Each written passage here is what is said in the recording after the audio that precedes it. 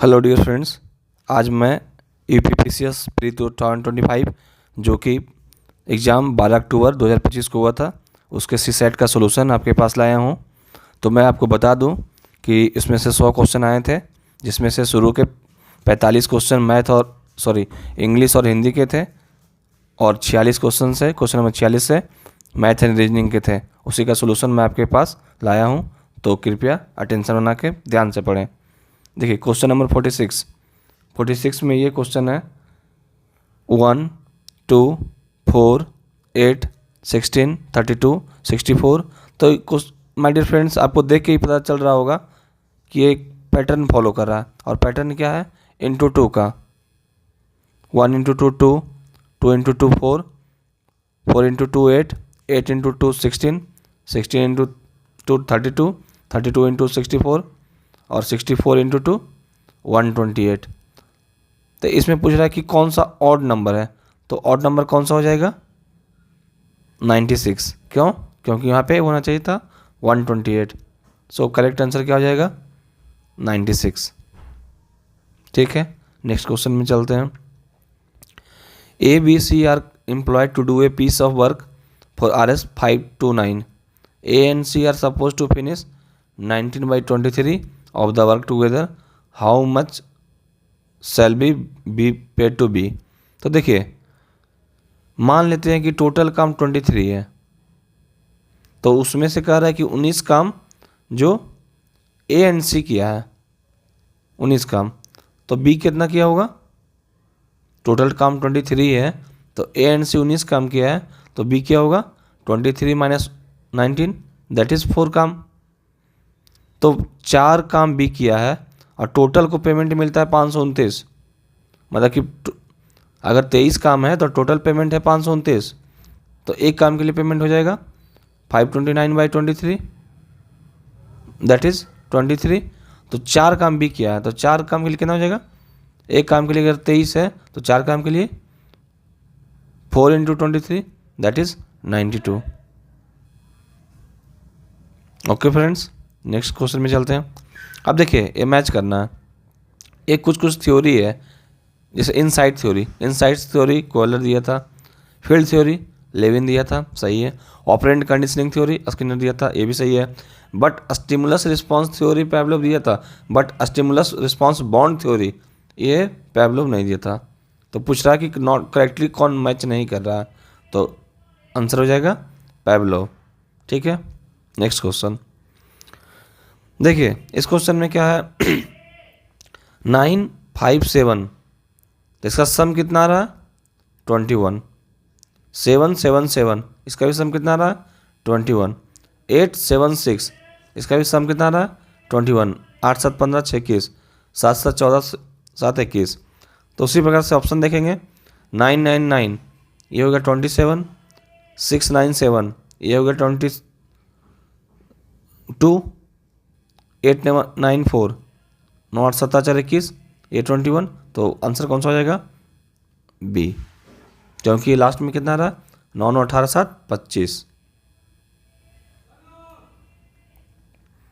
अब देखिए, कह रहा है कि कौन सा अल्टरनेटिव जो है not belong to the rest, नहीं बिलोंग कर रहा है। तो देखिए, D 4 पे है, H 8 पे है, और G का पोजीशन 7 है। अगर मैं ABCD लिखता हूँ तो उसमें एक पोजीशन होता है कि इस अल्फ़ाबेट का कितना पोजीशन है, तो 1, 2, 3, 4। सिमिलरली H 8 पे आता है 1, 2, 3, 4, 5, 6, 7, 8। G 7 पे, तो एक 4, 8, 7 हो गया, J 10 हो गया, N 14 हो गया, और R हो गया 18। A3 7, F 6, H 8, L 12, K 11। तो यहाँ देख रहे हैं कि 4 का डिफरेंस है, उसके बाद एक कम कर रहा है, इसमें भी 4 बढ़ा रहा है, फिर एक कम कर रहा है, इसमें भी 4 बढ़ा रहा है, फिर एक कम कर रहा है, बट यहाँ पे 4 बढ़ा रहा है और फिर से 4 बढ़ा रहा है। तो कौन सा बिलोंग नहीं कर रहा है? तो ऑप्शन बी। और ऐसे भी देख सकते हैं GH, FG, KL, बट यहाँ पे होना चाहिए उस प्रकार से RS, बट RS नहीं है, तो कौन सा बिलोंग नहीं कर रहा है? Option number B. अब देखिए ये क्वेश्चन ब्लड रिलेशन का है, तो pointing to a photograph a women said. देखिए ब्लड रिलेशन क्वेश्चन बनाने का बहुत तरीका है, बट मैं आपको सिंपल बताने जा रहा हूँ जिससे आप आसानी से रिलेट करके खुद समझ सके और कन्फ्यूज़न भी नहीं हो। तो इसमें क्या है, pointing to a photograph a women said, मतलब एक लड़की है, किसी कोई फोटोग्राफ रखा हुआ है, एक कोई औरत है इस टाइप का मान लीजिए, और कोई फोटोग्राफ है, इसकी ओर इशारा करते हुए वो बोल रही है कि सी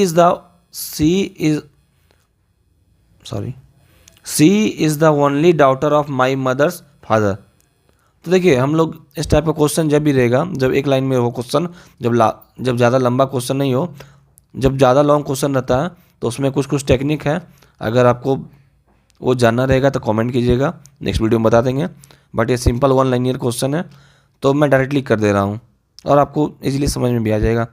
सी is the only daughter of my mother's father. My mother's father मतलब मेरे मम्मी के पिता, तो उसके मम्मी के पिता कौन हुए, उसके नाना, और कह रहा है उसकी ओनली डॉटर, तो उसके नाना की ओनली डॉटर कौन होगी, नाना की डॉटर या तो मम्मी होगी या तो मौसी होगी, ठीक है। और बोला ओनली डॉटर मतलब कि नाना की एक ही बेटी है, तो जाहिर सी बात है कि उसकी मम्मी होगी, जो ये फोटोग्राफ होगा उसकी मदर का होगा, क्योंकि बोल रहा है कि उसके मदर्स के फादर, इसके मम्मी, फिर उसके पिता और उसकी बेटी, तो खुद इसकी मदर हो जाएगी। तो कह रहा है कि women related to the person in the photograph, तो कह रहा है कि वुमेन रिलेटेड, वुमेन क्या है फोटोग्राफ से, ये नहीं पूछ रहा है कि फोटोग्राफ कौन है, तो वुमेन क्या है, वुमेन उसकी बेटी होगी। कभी कभी कन्फ्यूजन इस क्वेश्चन में होता है कि क्वेश्चन पूछ रहा है कि ये कौन है या ये कौन है, तो इसमें हमेशा ध्यान रखेंगे कि किसके बारे में पूछ रहा है, वुमेन, तो जो वुमेन बोल रही थी रिलेटेड टू, वो कौन लगेगी जो फोटोग्राफ में है, तो ये तो इसकी मदर हो गई, तो इसकी बेटी लगेगी, ठीक है। तो इसका आंसर बेटी। अब देखिए नेक्स्ट क्वेश्चन, ये क्वेश्चन सेट थ्योरी का है।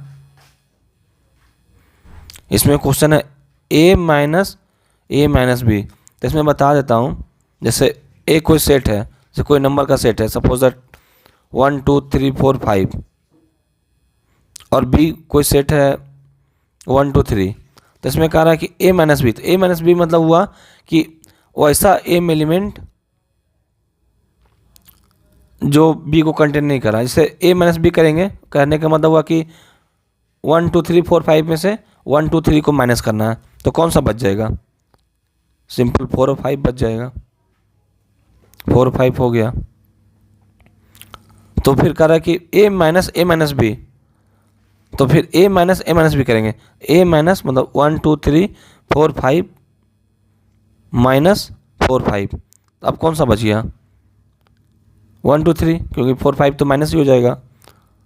1 2 3 क्या हो गया, 1 2 3 हो गया कि ये दोनों में वैसा एलिमेंट जो दोनों में है, तो इसका पूरा मतलब क्या आ गया कि वैसा एलिमेंट जो दोनों में है, तो दोनों का मतलब क्या होता है, इसका साइन है इंटरसेक्शन का, इंटरसेक्शन मतलब होता है कि जो दोनों में है, तो ऑप्शन कौन सा हो जाएगा, ऑप्शन नंबर डी, ठीक है। नेक्स्ट क्वेश्चन देखते हैं।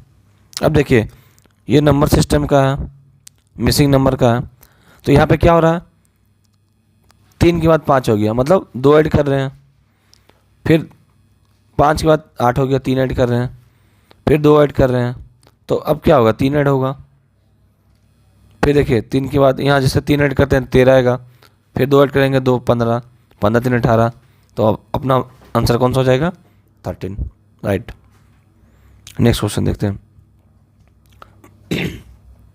Every type of communication is affected by it's, every type of communication is affected by it's, देखिए कोई भी कम्युनिकेशन है वो किस चीज़ से अफेक्ट होगा, सर नॉन रेगुलेशन, इसका कोई सेंस नहीं है, रिसेप्शन इसका भी कोई मीनिंग नहीं है, ट्रांसमिशन ये भी कोई मतलब नहीं है, कंटेक्स्ट, इसलिए इसका आंसर होगा कंटेक्स्ट। ये इसलिए सही है कि जब हम लोग कोई भी बात कर रहे हैं, कम्युनिकेशन कर रहे हैं, तो उसका क्या कंटेक्स्ट है, किस टॉपिक पे बात कर रहे हैं, किस पे क्या बोलना है नहीं बोलना है, तो उससे इससे अफेक्ट होगा, तो इसलिए कंटेक्स्ट आंसर हो जाएगा। कि किस टॉपिक पे हम लोग बात कर रहे हैं। नेक्स्ट क्वेश्चन देखिए, ये क्वेश्चन टाइम स्पीड डिस्टेंस का बोल सकते हैं, उसमें से एक रेलगाड़ी का होता है। देखिए तो इसमें क्या करते हैं कि जब भी क्वेश्चन ऐसा आएगा कि रेलगाड़ी कोई खंभे को पार कर रही है, कोई सुरंग को पार कर रही है, तो इसका मतलब क्या होता है। इससे देखिए, एक ये टनल है और ये कि सपोज ए ट्रेन है, तो पार करना का मतलब होता है कि इस डायरेक्शन में ट्रेन चल रही है, तो पार करना का मतलब होता है कि ट्रेन जो है ऐसे हो जाए, नॉट कि ऐसे हो गया तो बोलेंगे पार करना, या तो ऐसे हो गया तो बोलेंगे पार करना। जब तक ट्रेन का जो पीछे का डब्बा है वो सुरंग के बाहर नहीं निकल जाए तब तक नहीं बोलेंगे। तो इस वे में ट्रेन को जो है ये इसको अपना डिस्टेंस और प्लस में ये जो सुरंग है वो डिस्टेंस और ट्रेन का जो अपना डिस्टेंस है दोनों कवर करना होता है। और हम लोग बचपन से पढ़ते आ रहे हैं, टाइम पूछ रहा है क्या कि time taken by train to cross a 220 metre long tunnel. अब देखिए टनल का लेंथ दे दिया है 220 मीटर, ट्रेन का लेंथ दे दिया है 280 मीटर, ट्रेन लॉन्ग ट्रेन, और टाइम पूछ रहा है तो टाइम होता है डिस्टेंस बाई स्पीड।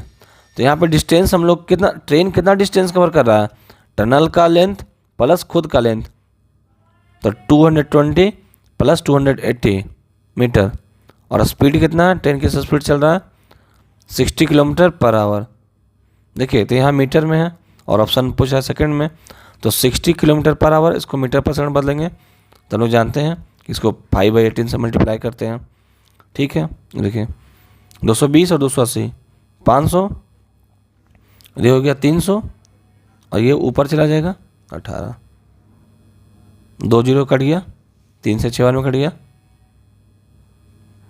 5 30 सेकेंड। ये आ गया किस चीज़ में, सेकेंड में, तो क्या आंसर हो गया सेकेंड। देखिए कभी कभी कन्फ्यूजन होता है कि हम लोग ऐड क्यों करते हैं, तो उसका ये नहीं है कि ट्रेन जब क्रॉस कर रहा है तो उसको पूरा क्रॉस करना होता है कि ये टनल को भी क्रॉस करेगा और खुद का डिस्टेंस क्रॉस करेगा। देखिए तो कितना डिस्टेंस आ गया 280, 220 और प्लस 280 दैट इज़ 500। ठीक है, फिर से आ गया blood relation. Pointing to a photograph a man said I have no brother and sister but the father of that man is the son of my father. देखिए एक थोड़ा सा कन्फ्यूजिंग है बट हम लोग इसमें कन्फ्यूज नहीं होंगे। ए मैन सेड, कोई आदमी है, वो फोटोग्राफ की ओर इशारा करते हुए, इधर इशारा करते हुए बता रहा है कि I have no brother and sister, मतलब मेरे पास कोई भाई बहन नहीं है, कुछ नहीं है, अकेला है, सिंगल, इकलौता। But the father of that man is the son of my father. देखिए मैंने अभी जस्ट बताया था कि लास्ट से स्टार्ट करते हैं, तो कह रहा कि the father of that man, मतलब फोटोग्राफ का मैन का फादर जो है is the son of my father. देखिए तो माई फादर का सन, माई, इस आदमी जो बोल रहा है माई फादर का सन, तो खुद हो जाएगा क्योंकि इसका तो कोई भाई बहन नहीं है, तो माई फादर का सन एक खुद हो गया। तो ये अपने ही बारे में बोल रहा है कि जो फोटोग्राफ का जो फादर है वो खुद है, तो ये फोटोग्राफ का फादर ये खुद है। तो पूछ रहा है कि हुज फोटोग्राफ इज इट, तो किसका फोटोग्राफ हो जाएगा, खुद उसका बेटा का हो जाएगा। Next question, if no scientist are philosopher is true which of the following preposition से ट्रू। देखिए बोला कि नो साइंटिस्ट आर फिलोसफर, तो इसमें क्या हो जाएगा, सम वाला तो आएगा नहीं, तो ये कटकुट, सम नहीं आएगा, खत्म, और ऑल भी नहीं आएगा, तो कौन सा हो गया, no non philosophers are scientist.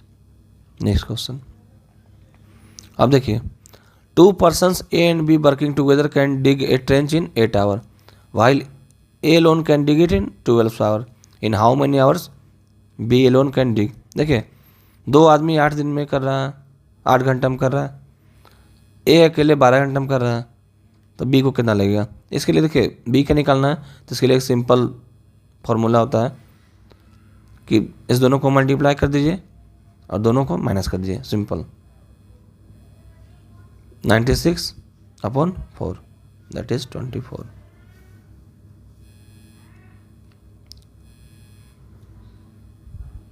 Next question 59. 11 friends meet at a party. 11 friends meet at a party.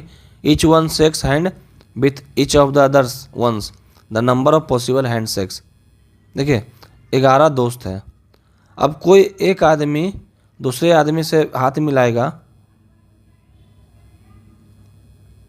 और अगर वही दूसरा आदमी पहले आदमी से हाथ मिलाए तो क्या सेम ही नहीं हो जाएगा?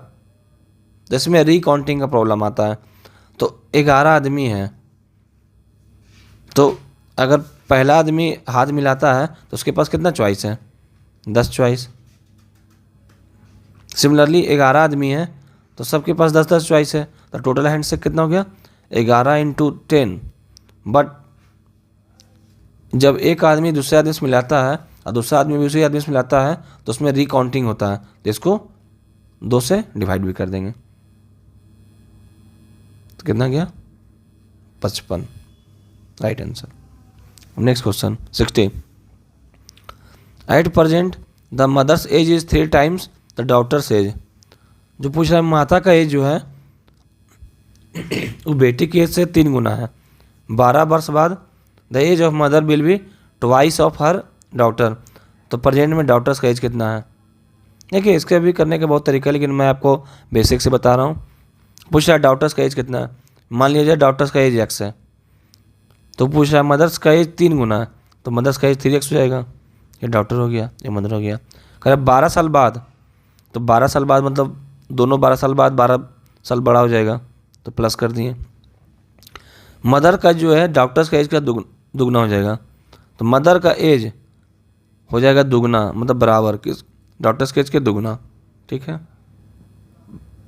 अब देखिए 3x + 12 = 2x + 24. तो यहाँ से आ गया x = 12. x किसका माने थे? डॉक्टर्स का. पूछ किसका रहा है? डॉक्टर्स का. तो डॉक्टर्स का एज कितना हो जाएगा? 12 साल.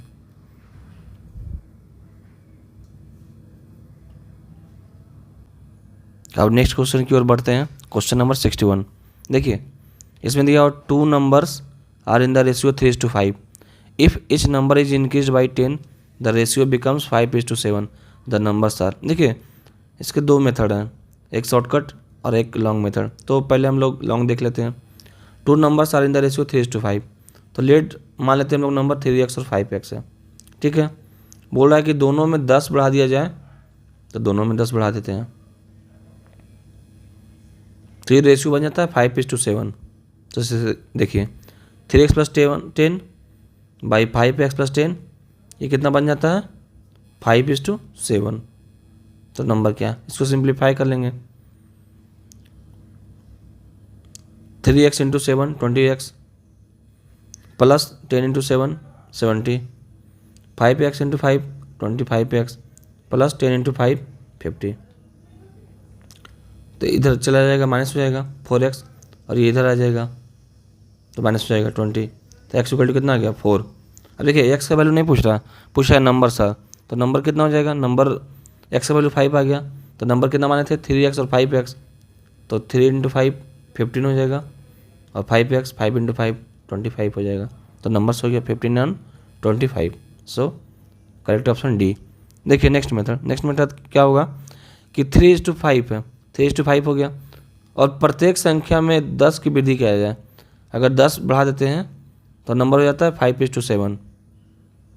देखिए तो हम लोग यहाँ एक्चुअल में वृद्धि कर रहे हैं 10, लेकिन हो कितने का वृद्धि रहा है? 2. यहाँ भी कितना हो रहा है? 2. मतलब 2 किसके करस्पॉन्डिंग है? 10 के करस्पॉन्डिंग. तो कितना गुना हो गया? 5 गुना. तो उससे प्रकार 3 भी 5 गुना हो जाएगा, 5 भी 5 गुना हो जाएगा. तो आ जाएगा 3 × 5 15, 5 × 5 25. Correct option will be D. Now we see next question 62. अब देखिए क्वेश्चन आ गया आपका CINSI का. तो इजी क्वेश्चन है. इसमें क्या करना है? पूछ रहा है कि simple interest on a sum of money at 5% per annum for 3 years is 1200. Find the compound interest on the same sum for the same period at the same time, same rate. देखिए तो 5% rate है और 3 साल के लिए है. उसका SI कितना है? 1200. कहने का मतलब इसका फॉर्मूला क्या होता है SI का? सिंपल इंटरेस्ट में P × R × T upon 100 equal to 1200। R का वैल्यू कितना दिया हुआ है 53 और पी को पी मान लेते हैं 2200 इक्वल टू 1200।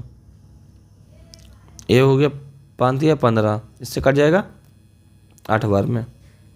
पी कितना गया 8000, मतलब कि मेरा मूलधन कितना गया 8000, मतलब प्रिंसिपल अमाउंट कितना गया 8000। अब देखिए क्या कर रहा है कि सी आई निकालो, तो सी आई का अमाउंट क्या होता है कंपाउंड इंटरेस्ट में, P into 1 plus R by 100 to the power n। तो पी हो गया 8000, 1 प्लस आर का वैल्यू कितना है 5% अपॉन 100 और n होता है टाइम, तो टाइम कितना देखो 3 साल, तो 3 ले लेंगे, 20 हो गया। 1 प्लस 1/20 तो ये हो गया 21/20 और पर पावर 3, 3 जीरो से 3 जीरो कट गया, 2 4 8।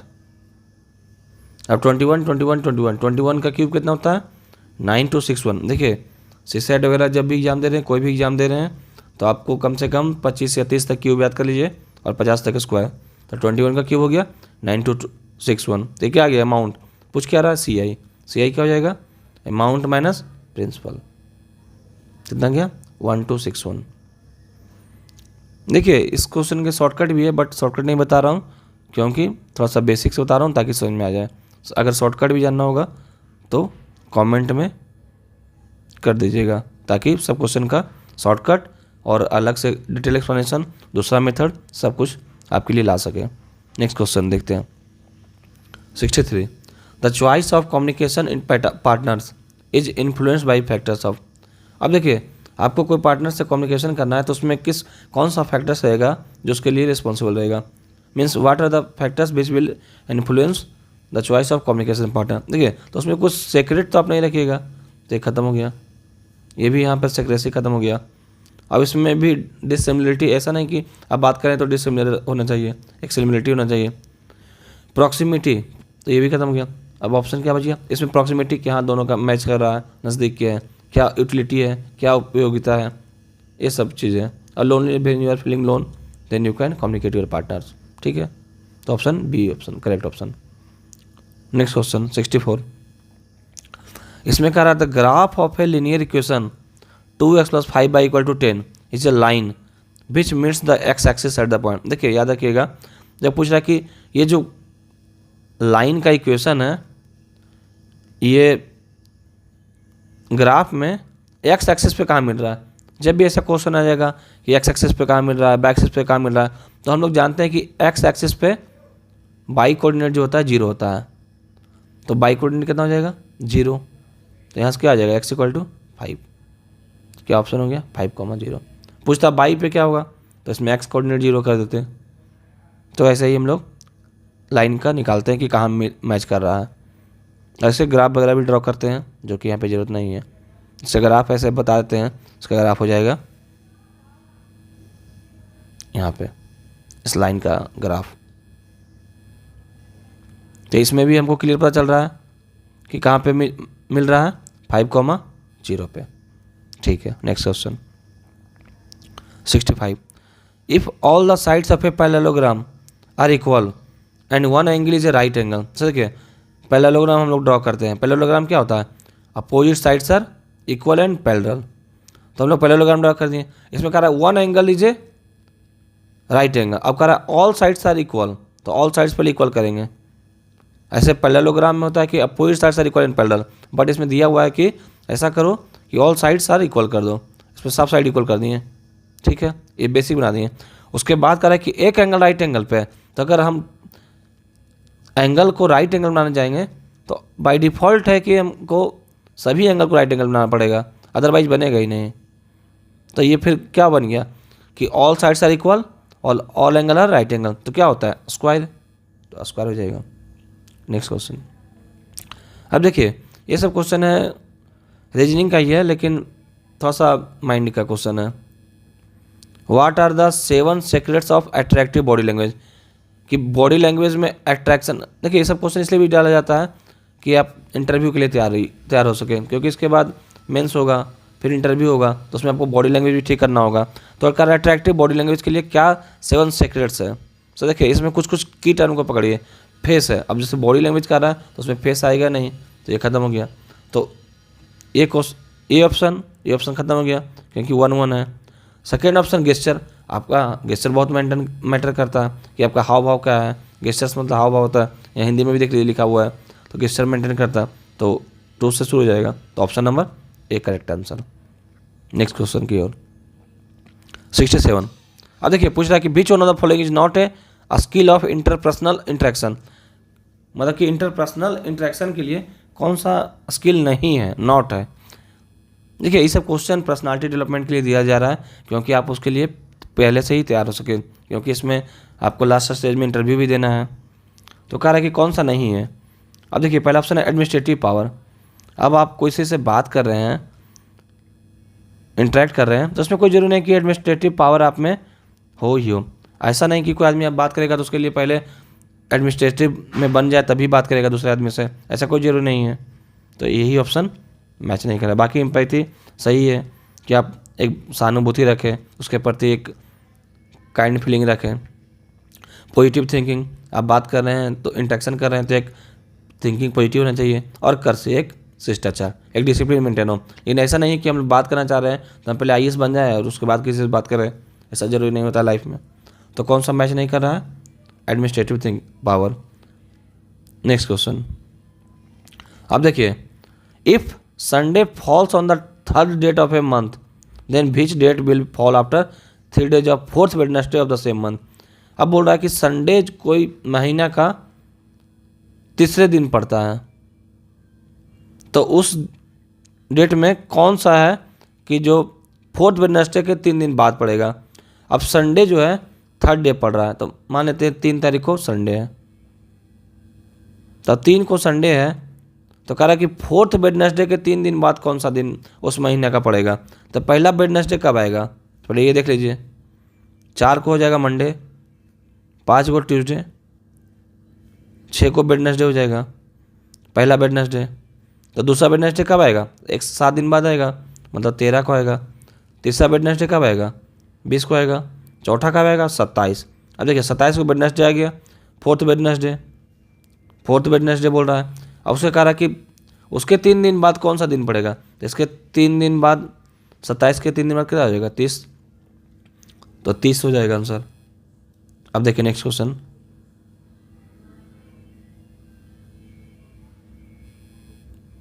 सुनिए, among 5 boys A is taller than B. कह रहा है 5 लड़का में एज, देखिए इसमें जैसे जैसे कहते जा रहा है और सबसे करते जाएंगे आपका आंसर आ जाएगा।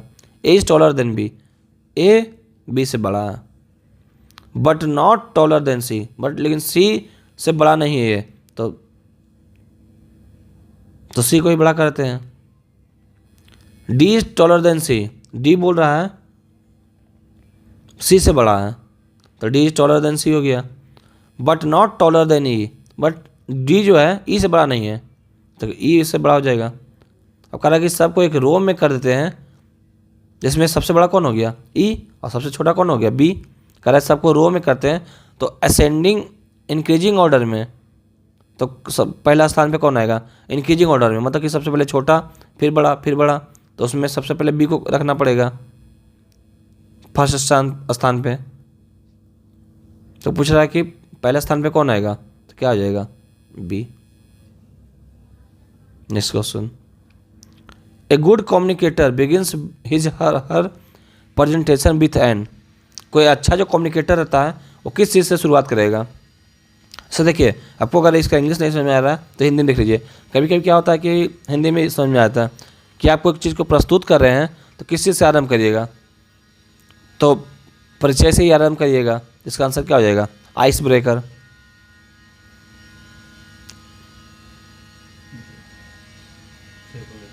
एक और बात बोल दो जिससे कि कहाँ हुआ है,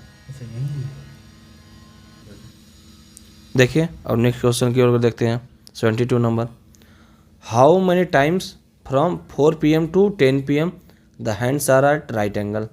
मतलब कि 4 बजे से लेके 10 बजे तक में घड़ी की जो दोनों सुइयाँ हैं, घंटे की और मिनट की, वो 90 डिग्री पे आएगी। सो देखिए ये आपको कॉमन बता दे रहे हैं, इसमें कोई फार्मूला कोई कुछ नहीं, एक कॉमन सेंस है। देखिए एक घड़ी है, यहाँ पे 12 है, यहाँ पे 6 है, यहाँ पे 9 है, यहाँ पे 3 है। रोज़ आप लोग घड़ी देखते होंगे, इस टाइप से रहता है, उसमें मार्किंग किया हुआ।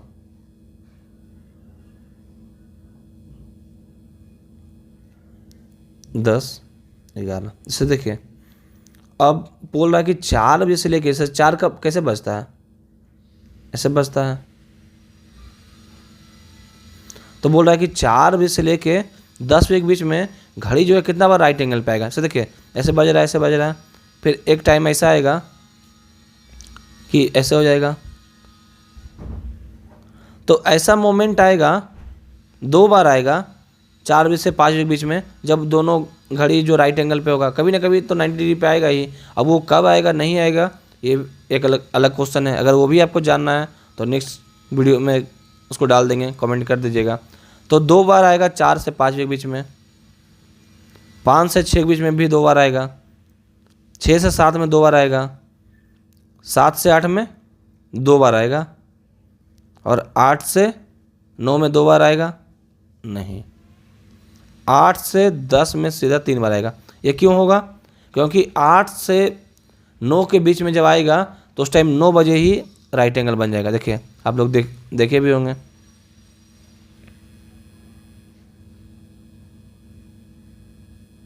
ऐसे 9 बजता है तो उस टाइम राइट एंगल पे आ जाएगा 9 बजे ही। और 9 बजे 9 से 10 के बीच में भी 9 बजेगा, और 8 से 9 में भी 9 बजेगा।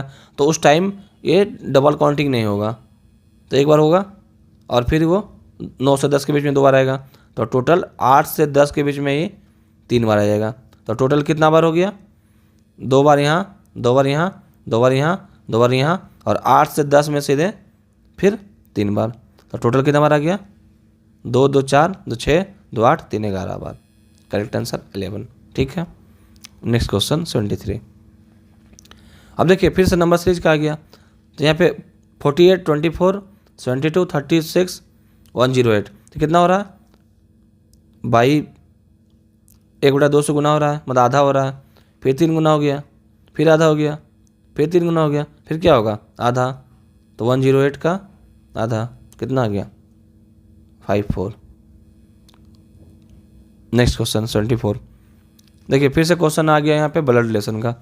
दीपक सेड टू नितिन, दीपक नितिन को बोला, that boy playing with football, एक लड़का है जैसे वो फुटबॉल खेल रहा है, is the younger of the 2 brothers of the daughters of my father's wife. देखिए फिर बता रहे हैं कि हम लोग पीछे से शुरू करते हैं, ऐसे इसमें लिख के भी किया जाता है, लेकिन सिंपल मैं आपको बता दे रहा हूँ ताकि आप भी सीख जाएं। माई फादर्स वाइफ, माई फादर्स वाइफ मतलब मेरे पिता की वाइफ कौन हो गई? मम्मी हो गई। और उसका डॉटर तो कौन हो गई? बेटी हो गई, मतलब मेरी बहन हो गई। माई फादर्स वाइफ मतलब मेरी मम्मी हो गई, और उसकी डॉटर तो उसका समझो बहन ही हो गई, दीपक की बहन हो गई। The younger of the 2 brothers of the daughter. अब दीपक जो बोल रहा है कि उसमें से मैं छोटा हूँ, जो लड़का खेल रहा है वो छोटा है, तो जो लड़का खेल रहा है वो दीपक का कौन होगा? भाई ही होगा, क्योंकि उसके फादर्स की वाइफ मतलब उसकी मम्मी की बेटी उसकी बहन हो गई, और उसका बोल रहा है कि छोटा भाई, तो उसका तो भाई ही हो जाएगा। Next question 75। When the mirror image of A watch was seen it showed 3:15। देखिए मिरर इमेज का जब भी क्वेश्चन आएगा कि मिरर इमेज में से हो गया, चाहे नॉर्मल ये है तो मिरर इमेज क्या होगा, तो उसमें हमेशा से क्या करते हैं, उसको 12 से घटा देते हैं। तो 12 को दूसरे तरीका से कैसे लिख सकते हैं? 1160, अगर घटाने में नहीं आ रहा है तो ये हो गया 45, और इसमें एक ऐड हो गया तो ये हो जाएगा 845। ठीक है, नेक्स्ट क्वेश्चन देखते हैं 76। अब ये कह रहा है कि ऑड वन मतलब कौन सा अलग है, भिन्न है। तो स्फिंक्स, पिरामिड्स, मम्मी, ये सब जो है इजिप्ट का है, मिस्र का है। बट स्वास्तिक तो पॉजिटिव साइन हो गया, जैसे हम लोग स्वास्तिक चिन्ह होता है घर में बनाते हैं दिवाली वगैरह पे, स्वास्तिक आंसर हो जाएगा, ऐसे बनाते हैं ना। से करके, ठीक है। 77, what type of process is decision making? Decision making का प्रोसेस क्या है? Intellectual process, somatic process, social process, psychological process. अब देखो डिसीजन लेना है तो इंटेलेक्चुअल प्रोसेस, ऐसा कोई जरूरी नहीं कि जो बहुत ज़्यादा आदमी तेज है तो उसका डिसीजन हमेशा सही हो, तो ये कोई ज़रूरी नहीं है। सोमैटिक प्रोसेस मतलब फिजिकल प्रोसेस, ये भी जरूरी नहीं है। सोशल प्रोसेस, ये भी कोई जरूरी नहीं है। लेकिन साइकोलॉजिकल प्रोसेस, जो आदमी साइकोलॉजिकली फिट है, सही वे में सोच रहा है, उसका सही मेंटेलिटी है, तो वो सही से डिसीजन कर पाएगा। उसका आंसर हो जाएगा psychological process. Next question 78, a number is divided by 84 and lives reminder 37, if this number is divided by 12 then the reminder will be. Sir देखिए हम लोग 84 से डिवाइड करते हैं तो 37 रिमाइंडर आता है, तो हम लोग ऐसा नंबर ही मान लेते हैं 84 + 37, इससे 84 से डिवाइड करेंगे तो 37 ही आएगा रिमाइंडर। तो नंबर कितना हो गया 121। अब बोला कि उसी नंबर को 12 से डिवाइड करेंगे तो कितना आएगा, तो ऑब्वियसली रिमाइंडर कितना आएगा 1। Next question 79, in reference to the problem solving में कौन बोला था कि to act is easy to think is hard? मतलब कि आदमी को एक्टिंग करना ईजी है लेकिन जब उसके बारे में सोचना होता है तो हार्ड होता है। तो ये कौन बोला था? जियो थे, ठीक है। ये तो सिंपल क्वेश्चन है, सीधा क्वेश्चन है, ये मतलब इसमें कोई दिमाग नहीं लगाना है। अगर आपको याद है तो ठीक है, नहीं तो आगे बढ़ जाना। नेक्स्ट क्वेश्चन 80, अब देखिए क्वेश्चन आ गया in the given figure A B parallel to C D. देखिए एक्चुअल क्वेश्चन ये था, ये तो किसी स्टूडेंट ने किया। तो find the value of X, इसमें एक्स का वैल्यू पूछ रहा है, एक्स का वैल्यू क्या आएगा। तो इसमें क्या करेंगे कि इस लाइन के पैरेलल हम लोग खुद से लाइन ड्रॉ कर देंगे, ऐसा लाइन हो गया। अब ये 50 डिग्री है तो ये भी 50 डिग्री होगा। करस्पॉन्डिंग एंगल, संगत कोण से बराबर होगा। जब हम लोग जानते हैं कि दो लाइन जब समानांतर हो तो उसमें संगत कोण बराबर होते हैं, तो ये 50 है तो ये 50 हो गया। ये 100 है तो ये लीनियर एंगल से ये 80 हो जाएगा। अब ये क्या बन गया ट्रायंगल में क्या होता है, तीनों कोण को का सम योग जो होता है 180 होता है, तो ये 50 हो गया, ये 80 हो गया, 130 हो गया। और ये x बचा तो x कितना हो जाएगा 180 - 130, 50 डिग्री। कितना आंसर आ जाएगा 50 डिग्री। नेक्स्ट क्वेश्चन देखते हैं 81, a retailer buys a radio for 225, his overhead expenses are 15। अब देखिए कोई रिटेलर है, एक घड़ी खरीदा 225 रुपया में और उसका ओवरहेड एक्सपेंस 15 हो गया। अब जैसे ओवरहेड एक्सपेंस होता है कि जैसे हम लोग कोई सामान खरीदते हैं तो उसमें कुछ खर्चा लग गया। जैसे हम लोग मोबाइल लेते हैं तो मोबाइल में स्क्रीन गार्ड लगवा लिए, बैटरी ले लिए, चार्जर ले लिए, आजकल चार्जर नहीं देता है, तो ये सब ओवरहेड एक्सपेंस हुआ। कोई भारी भरकम सामान लिए, जैसे फ्रिज ले लिए तो उसको लाने में लग गया, तो ये जो खर्चा है वो मेरे पे ही आता है कि मतलब मानेंगे कि उसको खरीदने में ही खर्च लगा। तो ये टोटल उसको खर्च कितना लग गया 225 + 15 240 रुपया।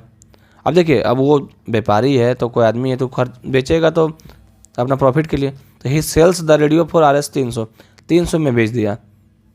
तो यहाँ पे 240 में खरीदा और 300 में बेच दिया, तो कितना का आदमी का प्रॉफिट हुआ?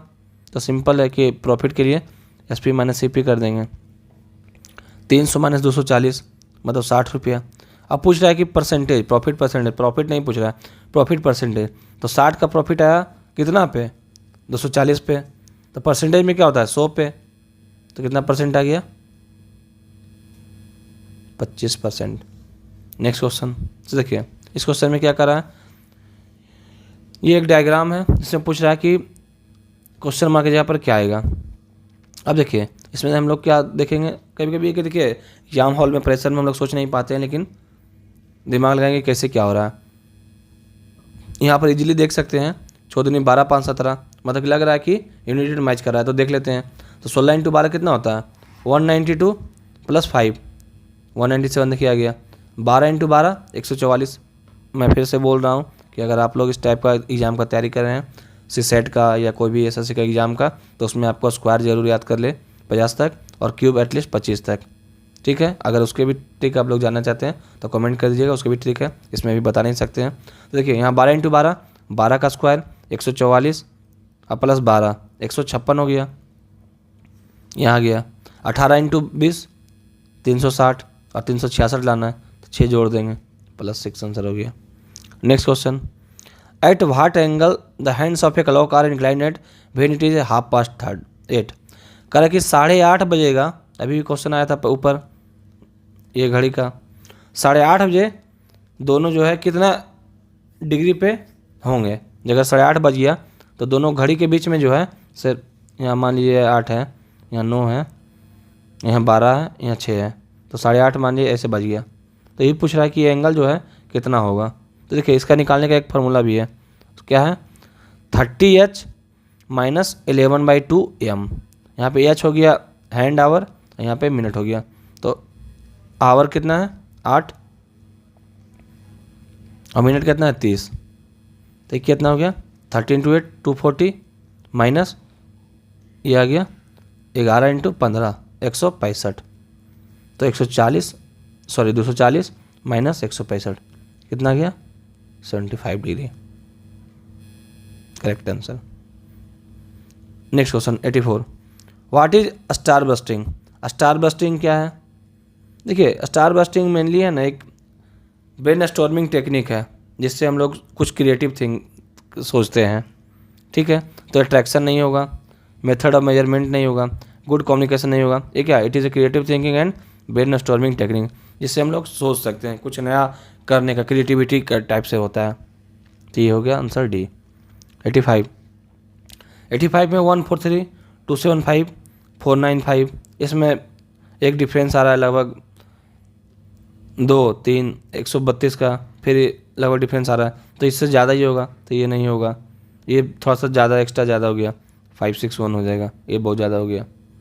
Next question 86, walking at the rate of 4 km/h a man covers a certain distance in 2 hours 45 minutes, running at A speed of 16.5 km/h the man will cover the same distance in. कह same distance जाना है, तो यहाँ पर distance कितना गया था, distance क्या होता है स्पीड इंटू टाइम, तो यहाँ पे स्पीड कितना देगा 4 और टाइम कितना है 2 hours 45 minutes, तो इसको बदल देंगे क्या आवर में, तो 45 मिनट को बाई 60 करेंगे, 3/4 कितना गया 11/4, तो कितना डिस्टेंस आ गया 11 किलोमीटर। अब 11 किलोमीटर इसको जाना है 16.5 की स्पीड से, कितना टाइम लगेगा, तो टाइम क्या आ जाएगा डिस्टेंस बाई स्पीड, डिस्टेंस 11 है और ये 16.5 km/h, तो ये ऊपर चला जाएगा, ये 15 से कट गया, ये क्या आ गया 2/3, 2/3 क्या हो गया आवर, इसको क्या बदल देंगे मिनट में, तो 60 से मल्टीप्लाई करेंगे, कितना आ गया 40 मिनट्स, मतलब 40 मिनट, आंसर ऑप्शन है। अब नेक्स्ट क्वेश्चन 87, देखिए फिर से आ गया वो डायग्राम वाला क्वेश्चन, इसमें क्या करेंगे, इसमें देखिए ऑब्जर्वेशन लेना होता है, क्विक ऑब्जर्वेशन, अगर आ गया तो ठीक है, नहीं आया तो टाइम वेस्ट नहीं करते हम लोग एग्जाम में। तो कितना हो गया 8 9 17 17 3 20 20 6 26, एक जनरल परसेप्शन ले रहे हैं, अगर इस मेथड से आया ठीक है, दूसरे मेथड को अप्लाई करेंगे, तो यहाँ 26 आ गया, 5 7 12 4 16 10 26 आ गया, 6 2 8 8 12 20 6 26, देखिए सिंपल था, सबका सम 26 आ रहा है, तो यहाँ भी 7 8 15 7 22 22 4 26, तो एक्स यहाँ पे कितना आ जाएगा 4 ऑप्शन हो जाएगा। अब नेक्स्ट क्वेश्चन देखेंगे 88, इसमें देखिए अभी बताए थे कि सब क्वेश्चन का ऊपर ही आया था एक ABCD का, तो उसमें पोजीशनिंग बताए थे, तो इसमें भी क्या करा है, बी का पोजीशन क्या होगा, जैसे बताए थे 2 L 12, तो ये प्रैक्टिस से याद कर लीजिएगा आप लोग, I 9 N 14 और K 11, तो भी बोल रहा है कि इसको ऐसे लिखा है, तो ग्रीन को कैसे लिखेगा, तो ग्रीन में G कितना हो गया, G 7 हो गया, R 18, E 5 हो गया, E फिर से 5 हो गया, N 14, तो ऑप्शन क्या हो जाएगा बी। नेक्स्ट क्वेश्चन देखेंगे 89, इसमें कह रहा है 0 4 18 48 100, देखिए यहाँ को डिफरेंस कितना आया 4 का, यहाँ पे 14 का, यहाँ पे 30 का, यहाँ पे 52 का। देखिए अगर ऐसे नहीं समझ में आ रहा है तो एक डिफरेंस और देख लेते हैं, यहाँ पे 10 का, यहाँ पे 16 का, यहाँ पे 22 का, देखिए 10 16 22 6 का डिफरेंस आ रहा है, तो फिर 6 बढ़ जाएगा 28, मतलब इसमें 28 जुड़ जाएगा, कितना जाएगा 80। अब 80 का डिफरेंस आएगा, तो यहाँ पे भी 80 का डिफरेंस आना चाहिए, तो 100 में से 80 जुड़ जाएगा 180, option number B. Question number 90, ये बोल रहा है कि पेरीमीटर और area of a circle are numerically equal. Perimeter क्या होता है सर्किल का 2 πr, और एरिया का इक्वल, एरिया क्या होता है πr², तो पाई से पाई कट गया और आर से आर कट गया, तो आर कितना आ गया 2 आ गया, तो रेडियस कितना हो गया 2 यूनिट हो गया।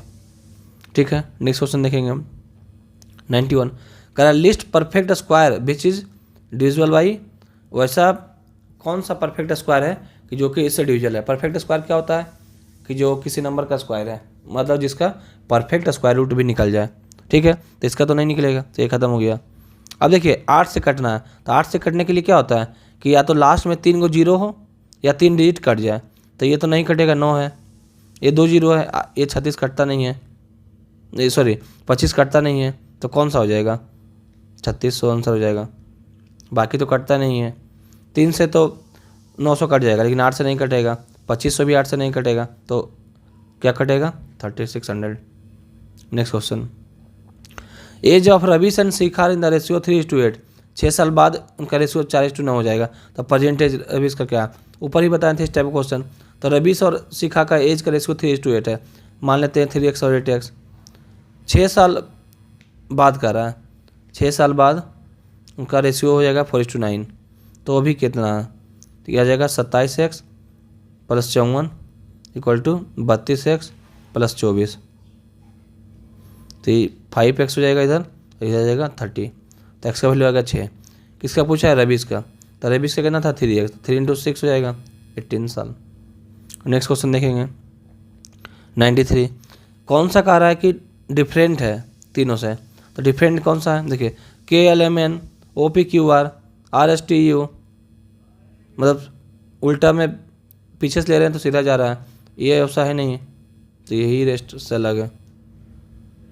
नेक्स्ट क्वेश्चन देखेंगे क्या चीज़ को अवॉइड करना चाहिए भाई replying to email in a group, कोई ग्रुप में कन्वर्सेशन कर रहे हैं तो क्या चीज़ को अवॉइड करना चाहिए, तो using signature in email, signature तो देना जरूरी है। स्पेलिंग चेक कर लेंगे ग्रुप में कर रहे हैं तो, लेकिन अवॉइड क्या करना चाहिए, रिप्लाई ऑल अननेसेसरीली, ऑल को तो रिप्लाई नहीं करेंगे, तो इस चीज़ को अवॉइड करना चाहिए। तो क्या आंसर हो गया सी, झूठ मूठ का बिना आवश्यकता का रिप्लाई ऑल नहीं करेंगे, इस चीज़ को अवॉइड करना चाहिए। यानी कि रिप्लाई ऑल कर दिए आप और कहीं कहीं मैसेज चल गया, तो इस चीज़ को अवॉइड करेंगे हम लोग। नेक्स्ट क्वेश्चन देख रहे हैं 95 8th of the month falls 3 days after Sunday, कह रहा है कि संडे के 3 दिन बाद 8 तारीख आ रहा है, तो 8 तारीख को कौन सा दिन हो जाएगा, मंडे ट्यूसडे वेडनेसडे हो जाएगा। संडे के 3 दिन बाद 8 तारीख आ रहा है, तो 8 तारीख को कौन सा दिन हो जाएगा, मंडे ट्यूसडे वेडनेसडे हो जाएगा, ये पहला दिन, दूसरा दिन, तीसरा दिन, तो 8 तारीख को वेडनेसडे हो गया। तो इसका मतलब क्या है 15 तारीख को भी क्या होगा वेडनेसडे होगा। पूछ क्या रहा है 17 तारीख को क्या होगा, तो 15 को वेडनेसडे, 16 को थर्सडे, 17 को फ्राइडे, फ्राइडे आंसर हो गया। नेक्स्ट क्वेश्चन देखेंगे 96 में कह रहा है कि find the missing number x in the third triangle. देखिए 7 × 5 = 35, ये एडिशनल नंबर दे दिया, सिंपल आ गया। ये क्या हो गया 5 × 20, ये दे दिया, तो यहाँ पे 15 × 45, 45 नहीं है, 6 × 18 नहीं है, तो 15 × 6 90, एक ही ऑप्शन है 90 हो गया। नेक्स्ट क्वेश्चन देखेंगे, यहाँ पे क्या कर रहा है 1225। देखिए 1225 को देखते हुए हमको समझ में आ जाता है कि ये 35 का स्क्वायर है। फिर से मैं बोल दे रहा हूँ कि लास्ट टाइम फिर से बोल रहा हूँ कि स्क्वायर याद कर लीजिएगा, ये 35 का स्क्वायर है, ये किसका स्क्वायर है 27 का। इससे देखिए समझ में आ जाता है कि इस क्वेश्चन का नेचर क्या है, कभी कभी समझ में नहीं आता है। तो ये 35 का जैसे स्क्वायर समझ में आया, तो ये क्या हो गया 7 × 8 = 35, 17 × 18 = 35 हो गया, ये 13 × 14 = 27 आ गया, तो ये क्या हो गया 19 × 4 = 23, 23 का स्क्वायर 529। नेक्स्ट क्वेश्चन देखेंगे 98, इसमें क्या कर रहा है सिंपल को लिखते हैं ISE, चैप्टर को लिखते हैं ये, तो फ्लावर को इसको क्या लिखेंगे, तो देखिए तो सिंपल में क्या कर दिया SI को IS कर दिया, MP को मतलब आगे पीछे लिख दिया। सिमिलरली इसको क्या लिखेंगे LF को लिखेंगे FL, तो FL से कौन सा है दोनों है, तो पहले चेक करेंगे FL। WO को लिखेंगे OW, तो OW ये है, ये नहीं है, तो ऑप्शन क्या हो गया D। हम लोग देखते हैं कि क्या पैटर्न कर रहा है बस। इसमें कह रहा है the ratio of the angle of A and B of a non square rhombus, तो ऐसा रोम्बस जो स्क्वायर नहीं है। तो लोग बनाते हैं रोम्बस क्या होता है all sides are equal, parallelogram all sides are equal और एंगल 90 डिग्री होना चाहिए। तो रोम्बस हो गया ए बी सी डी। तो इसमें कह रहा कि ए बी का जो रेशियो है 4:5 है, ये एंगल का रेशियो है 4:5। तो इसमें क्या होता है कि सेम साइड इस साइड या इस साइड का जो सम है एंगल का 180 होता है। तो एंगल कितना कितना आ जाएगा, x20 आ गया। तो 80 और 100 हो गया, एंगल 80 और 100 हो गया। तो ये समझिए 80 हो गया और ये 100 हो गया। तो इससे पूछ रहा है कि सी एंगल कौन सा होगा, या तो 80 होगा या तो 100 होगा, क्योंकि इक्वल होता है। तो इसका पोजिशनिंग 100 ऑप्शन में है ही नहीं, तो 80 हो जाएगा, क्योंकि इसका पोजिशनिंग पर डिपेंड करेगा। नेक्स्ट क्वेश्चन देखेंगे। Linear equation 3x - 5y = 15 has, कोई इक्वेशन दिया हुआ है, इसका सोल्यूशन कितना होगा। देखिए इस क्वेश्चन में हम लोग आर्बिट्रली बाई कुछ भी लेंगे तो उसके करस्पॉन्डिंग एक एक्स का वैल्यू आएगा। तो इसमें बहुत सारा सोल्यूशन हो सकता है। जब तक दो इक्वेशन दो वेरिएबल नहीं रहेगा, जब तक इनफाइनाइट सोल्यूशन आएगा। अगर दो वेरिएबल रहेगा, दो इक्वेशन रहेगा, तो उसमें डिपेंड करेगा कि लीनियर सोल्यूशन आएगा, एक सोल्यूशन आएगा, कि इनफाइनाइट सोल्यूशन आएगा, कि नो सोल्यूशन आएगा, वो डिपेंड करेगा। बट एक ही इक्वेशन है और दो वेरिएबल है, तो बाई हम लोग कुछ भी लेंगे उसके करस्पॉन्डिंग एक्स आएगा, बहुत सारा सोल्यूशन आ जाएगा। इसका आंसर क्या हो जाएगा, इन्फिनेटली मेनी सॉल्यूशंस। देखिए बच्चों, अब हम लोग लगभग पूरा क्वेश्चन देखिए क्वेश्चन आप कंप्लीट कर लिए हैं। अब इसमें से आपको कुछ भी एक्स्ट्रा डाउट रहेगा या कुछ एक्स्ट्रा जानना रहेगा कि कैसे हो गया, एक्सप्लेनेशन क्या होगा, उससे रिलेटेड और कुछ भी जानना रहेगा, इसका दूसरा मेथड क्या होगा, शॉर्टकट क्या होगा, लॉन्ग कट क्या होगा, तो उस टाइप से आप लोग कमेंट कर दीजिएगा। प्रॉपर उसी पे वीडियो आ जाएगा, शॉर्ट्स में आ जाएगा या वीडियो आ जाएगा प्रॉपर। कुछ भी जानना होगा तो कमेंट कर दीजिएगा। ठीक है, धन्यवाद।